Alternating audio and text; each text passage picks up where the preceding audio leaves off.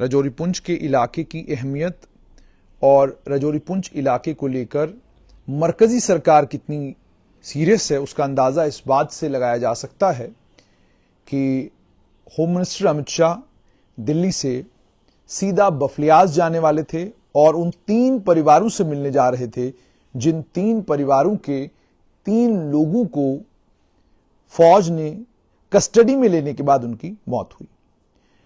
अब अहम बात यह भी है कि बावसूख जराए से यह बात भी पता चली है कि बहुत टॉप लेवल पर इन तमाम चीजों का संज्ञान लिया गया है। फौज को तंबीह की गई है कि अगर दोबारा इस तरह की कोई चीज रिपीट हुई तो उसको बर्दाश्त नहीं किया जाएगा। और कल एक और बड़ी सिग्निफिकेंट चीज हुई, शायद बहुत कम लोगों ने उस पर ध्यान दिया होगा, मगर व्हाइट नाइट कॉप्स के GOC-in-C कल लेफ्टिनेंट गवर्नर मनोज सिन्हा से उन्होंने मुलाकात की और मुलाकात में उन्होंने ब्रीफ किया उनको कि हालात कैसे हैं और क्या कुछ हुआ है। लेकिन जराए ये बताते हैं कि इस मुलाकात का मकसद यह भी था कि उनसे पूछा जाए कि आपने बफलियाज के मामले में क्या किया। जिन 3 लोगों को मारा गया उन 3 लोगों को इंसाफ दिलाने के लिए जो कोशिश जम्मू कश्मीर की हुकूमत कर रही है उस सिलसिले में आप लोगों ने क्या कुछ इकदाम किए हैं और आतंक जिस तरीके से पुंछ और रजौरी के इन 2 इलाकों में देखने को मिला है उसको काउंटर करने के लिए क्या इफेक्टिव स्ट्रैटेजी आपके पास है। अब ये तो वो तमाम चीजें हैं जो हो रही हैं एक के बाद दीगरे, लेकिन जमीन पर क्या हो रहा है। मुझे अफसोस बहुत हुआ कि पत्रकारिता जगत में सुबह से लेकर शाम तक अलग अलग मामलों में बात रखने वाले और बात करने वाले तमाम लोग बफलियाज नहीं पहुंच सके, पुंछ नहीं पहुंच सके। बहुत सारे लोग मुझसे कहेंगे मैं क्यों नहीं गया, मेरी तबीयत अगर ठीक होती तो मैं जरूर पुंछ जाता और जब भी अल्लाह मुझे मौका देगा मैं जरूर पुंछ जाऊंगा और वहां की तस्वीर आप तक पहुंचाऊंगा कि वहां हुआ क्या था। लेकिन सहाफी के तौर पर मेरी और आपकी जिम्मेदारी बनती थी कि हम बफलियाज जाते, हम उन परिवारों से मिलते, उनसे मुलाकात करते, उनका दुख, उनका दर्द, उनकी तकलीफ हुकूमत तक और मरकज तक पहुंचाते ताकि उन्हें तो इंसाफ हुकूमत किस तरीके से देगी वो हुकूमत जानती है, मगर जो हमारा फर्ज था कम से कम वो हम अपना फर्ज पूरा करते। अक्सर हमने किया है, आपको याद होगा डांगरी में जब अटैक हुआ तो हम लोग यहां से डांगरी गए। तो अगर आप डांगरी जा सकते हैं जहां पर आतंकियों ने मासूम लोगों को निशाना बनाया तो हमें बफलियाज जाने में भी कोई दिक्कत और परेशानी नहीं होनी चाहिए थी, क्योंकि एक पत्रकार के तौर पे हमारी जिम्मेदारी है। लेकिन चलिए, अब इन जिम्मेदारियों को आजकल बहुत कम लोग निभाते हैं। आजकल हम एक ही चीज निभाते हैं, ठंड और कोहरा। ठंड और कोहरे पे हमारा जो फोकस है, मतलब मुझे लगता है कि ये मेरी पत्रकारिता के 16 सालों में पहली बार मैं इतना कमाल का फोकस ठंड और कोहरे के ऊपर देख रहा हूं कि रोज एक खबर आती है जनाब ठंड है, शाम को खबर आती है जनाब कोहरा है, जनाब बसें चल गई, ट्रक चलने वाले हैं, छुट्टी हो गई। और ये छुट्टी की मुहिम तो कमाल की हो गई है ना। तो इस तो बात करेंगे रजौरी पुंछ के इलाके पर, एक बड़ा सीरियस मसला है, उस पर बात करेंगे। मेरे साथ हल्ला बोल के editor in chief Jamrud Mughal हैं। बड़ी मुश्किल हालात में सिर्फ एक सहाफी वहां पहुंचा और मुझे अफसोस होता है ये कहते हुए भी कि रजौरी के कुछ सहाफी बड़े सीनियर लोग हैं। मुझे बड़ी शर्म आई जब मैंने आपका वीडियो देखा। देशभक्ति क्या है, देश के प्रति प्रेम क्या है और देश के लिए मर मिटने का जज्बा क्या है, इसका सबक हमें किसी से पढ़ने की जरूरत नहीं है। न हम किसी से यह सबक पढ़ना चाहेंगे, न हम किसी को इजाजत देंगे कि वो हमें यह सबक पढ़ाए। कोई जरूरत नहीं सबक हमें पढ़ाने की। वो देश हमारे लिए क्या है वो उन्हें पता है, जिनको पता होना चाहिए। लेकिन मुझे बड़ा अफसोस हुआ, कुछ लोगों ने वीडियोस में जो कुछ कहा वो कहने लायक नहीं था, बिल्कुल कहने लायक नहीं था। आपकी जिम्मेदारी बनती थी कि आप बफलियाज पहुंचते। एक टीम वहां बफलियाज पहुंची, अनऑर्गेनाइज टीम, कोई बड़ी ऑर्गेनाइज टीम नहीं कि आप कहेंगे हल्ला बोल के पास कोई बहुत बड़ा पैराफिनेलिया है, कोई 150 लोग हैं हल्ला बोल के पास, कोई 5 रिपोर्टर एक जगह रखे हैं, 6 रिपोर्टर दूसरी जगह रखे हैं। ऐसा कुछ नहीं है। एक छोटी सी टीम है लेकिन कमाल का काम किया, वहां पहुंचे और उन लोगों की तकलीफ और उन लोगों की परेशानी तमाम प्रेशर्स के बावजूद लोगों तक फेसबुक और यूट्यूब के माध्यम से पहुंचाई। मेरे साथ इस वक्त हल्ला बोल के editor in chief Jamrud Mughal हैं और इसी बात पर हम लोग बात करेंगे कि ये जो हालात वहां बने हैं, इन हालात का हमारे मुल्क के ऊपर क्या असर पड़ सकता है और जो बेइंतहा अपने मुल्क से मोहब्बत और अपने मुल्क के लिए जज्बा रखने वाले लोग रजौरी और पुंछ के इलाकों में हैं, उनके मानसिक وہ جو کہتے ہیں سنتولن پر کیا اثر پڑا ہے, منس پر کیا اثر پڑا ہے. بہت بہت شکریہ. سب سے پہلے تو میں آپ کو اس بات کے لیے مبارک دوں گا کہ آپ وہاں پہنچے جہاں بڑے بڑے صحافیوں کو پہنچنا چاہیے تھا. بہت شکریہ جنید بھائی. جو آپ نے بات کہی یہ افسوس ہمیں بھی ہے اور ہم سب لوگوں کو یہ شکایت بھی ہے کہ جموں میں جو بہت لوگ چیختے چلاتے رہتے ہیں, اور آج پچھلے کچھ دنوں سے تو ہم دیکھ رہے ہیں ایسا لگتا ہے کہ ٹھنڈ صرف جموں میں پڑ رہی ہے اور تو کہیں ہے نہیں. بچے صرف جموں کے اسکول جاتے ہیں اور تو کہیں کے جاتے نہیں ہیں. تو ٹھنڈ جتنا بڑا مسئلہ بن گیا ہے تو اس میں ہمیں تھوڑی سی شرم بھی محسوس ہوتی ہے, شکایت بھی ہوتی ہے کہ 4 آرمی کے جوان شہید ہو جاتے ہیں, 3 معصوم لوگوں کا قتل کر دیا جاتا ہے اور جموں خاموش رہتا ہے, ایون راجوری خود بھی خاموش رہا. تو ہمیں دیکھنا یہ ہے کہ اس وقت ہم کہاں کھڑے ہیں, جو صحافی برادری ہے وہ کہاں کھڑی ہے اور اس کی ذمہ داری کیا تھی. کہیں ایسا تو نہیں ہے کہ ہم اپنی ذمہ داری بھول گئے ہیں اور جو کچھ ہمیں کرنا تھا وہ نہیں کر رہے ہیں, اور جو ہمارا کام نہیں تھا, جو ایڈمنسٹریشن کا کام تھا, وہ اب ہم لوگ کرنے لگے ہیں کہ چھٹی ہونی چاہیے یا نہیں ہونی چاہیے. ڈائریکٹر اسکول ایجوکیشن کا کام تھا وہ بھی ہم لوگ کرنے لگے ہیں, اور سرکار کو کیسا چلنا ہے وہ بھی ہم لوگ کرنے لگے ہیں. کون کس وقت دفتر جائے گا یہ بھی ہم لوگ طے کرنے لگے ہیں. ڈی سی نے کس آرڈر پہ سائن کرنا ہے وہ بھی ہم کرنے لگے ہیں. اور جو لوگوں کی دکھ تکلیفیں پریشانیاں ہیں وہ چینلز پر یا پورٹلز پر دکھائی نہیں دیتی ہیں. ضمن صاحب مجھے یہ بتائیے کہ ایک تو یہ کہ وہ آپ کا میں نے پورا کوریج دیکھا اور ہلہ بول نے بہت خوبصورت طریقے سے اس کو بڑی ذمہ داری کے ساتھ آپ نے اس پورے سلسلے کو کور کیا. آپ بھی چاہتے تو آپ ان ویڈیوز کو بیچ سکتے تھے اچھے خاصے داموں پر اور اچھا خاصا پیسہ کما سکتے تھے, مگر بڑی ذمہ داری کے ساتھ آپ نے وہ سارا کچھ کیا. وہ سارا کچھ ہو گیا, اس میں فوج نے بھی زبردست اس کا جو ہے مجھے لگتا ہے نوٹس لیا ہے. اور سب سے بڑی بات یہ کہ میری جرنلزم کی جب سے میں جرنلزم میں ہوں 16 سال, میں نے پہلی بار کوئی ہوم منسٹر دیکھا ہے جس نے یہ کمٹمنٹ کی کہ جو میں بفلیاز پہنچوں گا, میں ان کے گھر جاؤں گا. ہاں, ڈیفینس منسٹر وہاں پہنچے. تو ایک تو آپ سے یہ جاننا چاہوں گا کہ کتنا زیادہ اس سے ریفلیکٹ ہوتا ہے کہ امپورٹنس کیا ہے رجوری اور پنچ کی مرکز کے سامنے. یہ جس طرح یہ حادثہ ہوا اور 4 آرمی والوں کی شہادت کے بعد 3 لوگ اور شہید کر دیے گئے, اور کس نے کیا کیسے کیا یہ تحقیقات چل رہی ہے, اس کے بعد چیزیں سامنے آئیں گی. لیکن ایک بات تو ہے, چونکہ ایک دن میں نے سٹوری کی, صبح سے شام تک وہاں رکا, پھر اس کے بعد ایک بار میں پھر گیا, تو میں 2 دن وہاں پہ رہا ہوں, رات کو نہیں دن, صبح گیا اور شام تک وہاں پہ رہا. پہلے دن جو کچھ میں نے کور کیا وہ آپ سب لوگوں کو دکھایا. دوسرے دن وہاں میں جو غریب لوگ تھے ان کو یہ لگ رہا تھا کہ سرکار, ہماری جانوں کی اہمیت سرکار کی نظر میں ہے, کیونکہ دوسرے دن میں نے جب سٹوری کی اس کے اگلے دن ڈیفنس منسٹر وہاں پہ پہنچے, اور چونکہ وہ علاقہ ایسا ہے اس گاؤں میں نے سنا بے انتہا غریبی ہے, وہاں بے انتہا غریب لوگ, بہت غریب لوگ رہتے ہیں. تو 3 فیملیز کے لوگ جو مارے گئے تھے ان کو راجوری بلایا گیا, ان سے ڈیفنس منسٹر ملے, چیف آف آرمی سٹاف ملے, اور وہاں راجوری پونچھ کی ساری انتظامیہ موجود تھی, بلکہ پوری جموں کی ڈویژنل کمشنر تھے. تو یہ تمام لوگ وہاں موجود تھے, اور جب وہ لوگ ان سے مل کے آئے, میں نے دوسرے دن پھر ان لوگوں سے پوچھا, تو ان کو یہ لگا کہ ہمارے بچوں کی جانیں تو گئیں, لیکن سرکار کی طرف سے وہ جو ایک سرد رویہ اپنایا جاتا رہا ہے وہ نہیں تھا. انہیں لگا کہ فوراً 3 بڑے آفیسر اٹیچ کر دیے گئے. انہیں لگا کہ دیش کا ڈیفنس منسٹر ہم سے مل رہا ہے, ہم سے بات کر رہا ہے اور یہ آشواسن دلوا رہا ہے کہ کاروائی ہوگی. انہیں لگا کہ chief of the army staff یہ کہہ رہا ہے کہ کیا اس میں ڈھیل برتنی چاہیے, تو chief of the army staff نے کہا نہیں, جو قصوروار ہے اس کو فوراً سزا دیں, لیٹ نہیں کرنا ہے, مطلب آپ شروعات کر دیں سزا کی. تو وہ شروعات یہ ہوئی کہ 3 بڑے آفیسر وہاں سے اٹیچ کر دیے گئے. ہاں, تو اس ایریے کی اہمیت سرکار کی نظر میں تو ہے ہی ہے, لیکن اس حادثے کے بعد اس گاؤں کے لوگ جو ڈرے ہوئے تھے, جو سہمے ہوئے تھے, انہیں بھی یہ لگا کہ ہماری جانوں کی اہمیت سرکار کی نظر میں ہے, سرکار ہمیں کچھ سمجھتی ہے. اور اس علاقے کو, جیسے آپ نے شروع میں کہا نا جنید بھائی, وہ پورا علاقہ جو ہے نا, اس علاقے کو کسی بھی شخص کو یہ بتانے کی ضرورت نہیں ہے, اس علاقے کے لوگوں کو خاص طور سے یا کسی کو پوچھنے کا یہ حق نہیں ہے کہ وہ لوگ نیشنلسٹ ہیں یا نہیں ہیں.